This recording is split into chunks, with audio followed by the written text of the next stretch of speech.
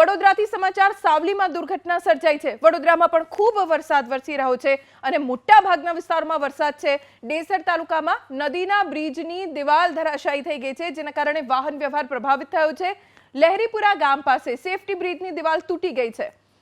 સ્થાનિક લોકો ભેગા થઈ ગયા છે। અમારા એડિટર રોનક પટેલ અત્યારે જોડાઈ ગયા છે।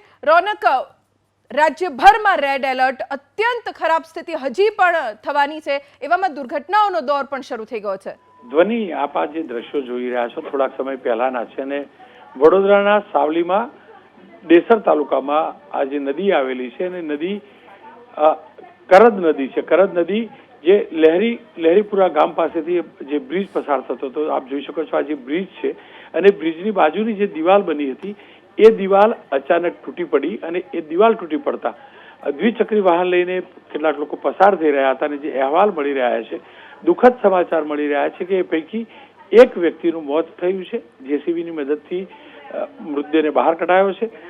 સારી વાત એ પણ છે કે જે સ્થાનિક લોકો હતા તમામ લોકો રેસ્ક્યુના કામમાં જોડાઈ ચૂક્યા હતા અને અન્ય કોઈ લોકો ફસાયા છે કે નહીં કાટમાળની અંદર, કારણ કે આપ જોઈ શકો છો દિવાલ પણ પડી, સાથે માટી જે પણ છે દિવાલની પાછળની એ પણ ધસી ચૂકી છે, એટલે એની અંદર કોઈ ફસાયેલું છે કે નહીં તેની ચકાસણી થઈ રહી છે।